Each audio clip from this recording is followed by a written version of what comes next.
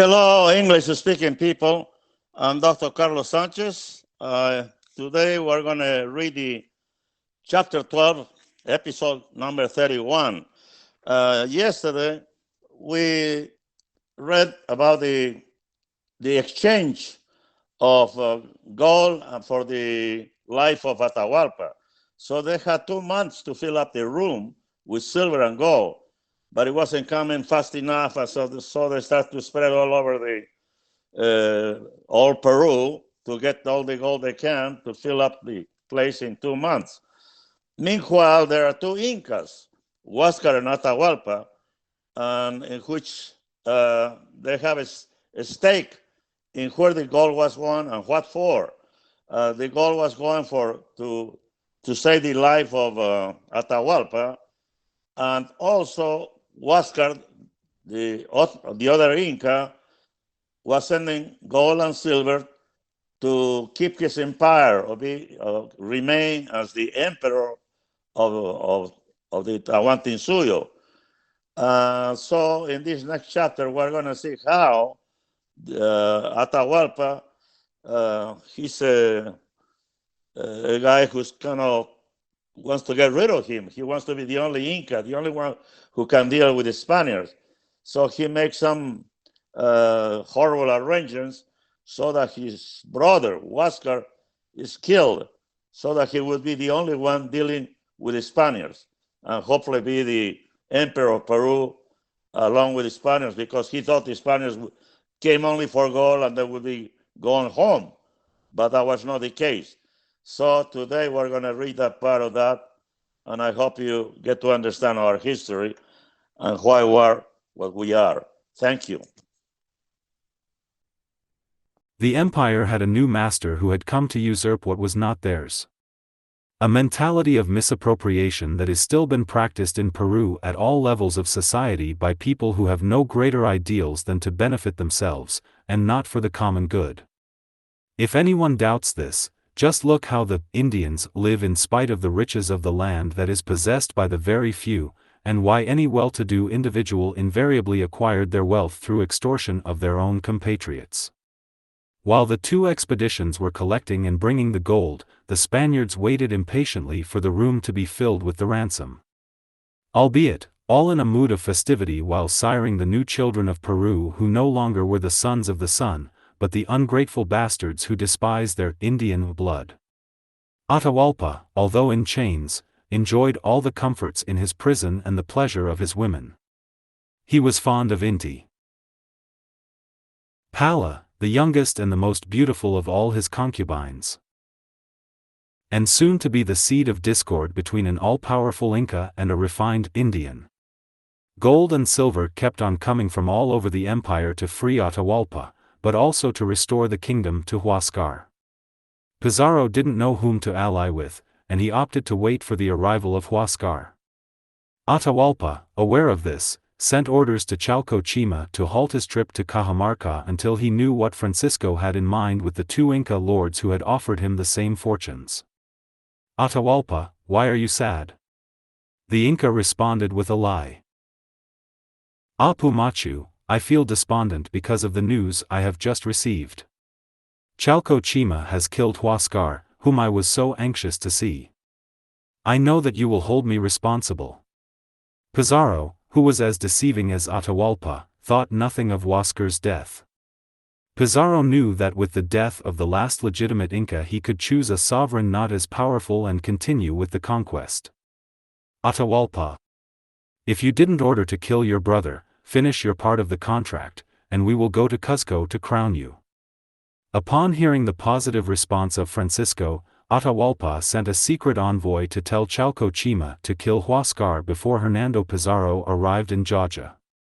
Atahualpa was aware that once his brother was out of the way, he could deal with Pizarro as the undisputed lord.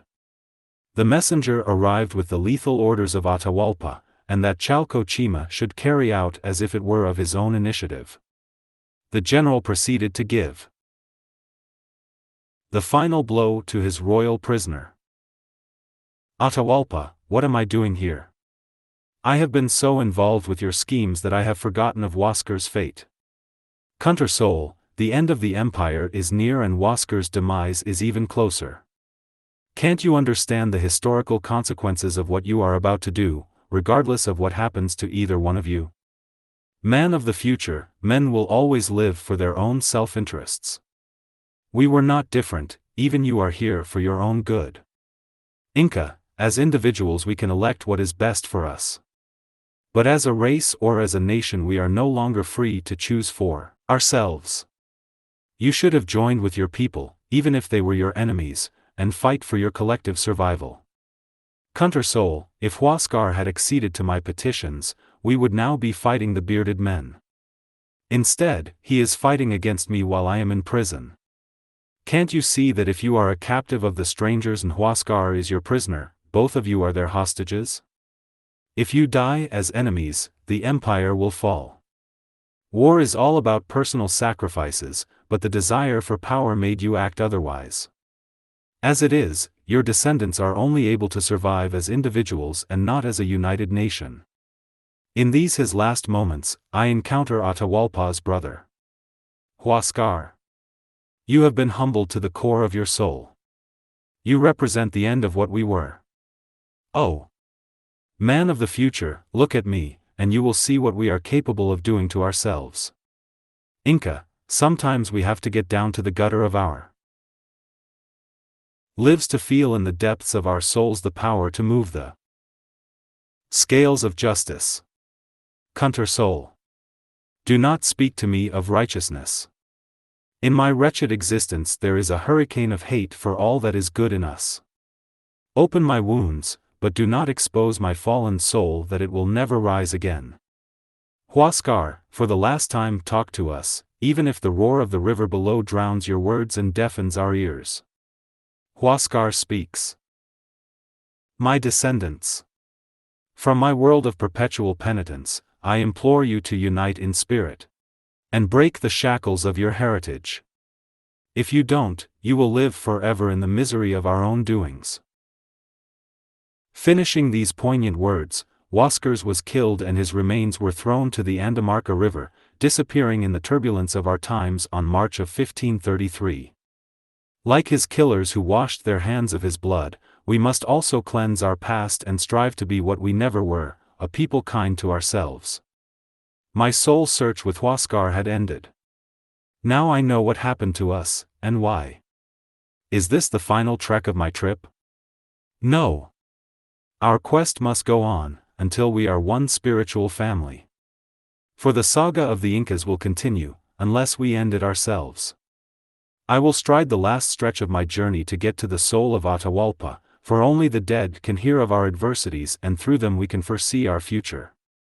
After Huáscar's fatal event, Chalco Chima had two options: he either unites the leaderless factions and fights the invaders, or worse, joins the usurpers to suppress his own people. Perhaps he tried to do both. He had no other choice. Although free, he was a prisoner of conqueror and conquered. Meanwhile, in Panama, Almagro had been able to convince 200 men to come for the conquest of Peru, not knowing that Francisco had already taken Cajamarca. They navigated under an inexperienced pilot, arriving at the northern tip of the empire, where Almagro learned that, indeed, his partner had found what they were looking for so long. Hernando in his return from Pacacamac has problems.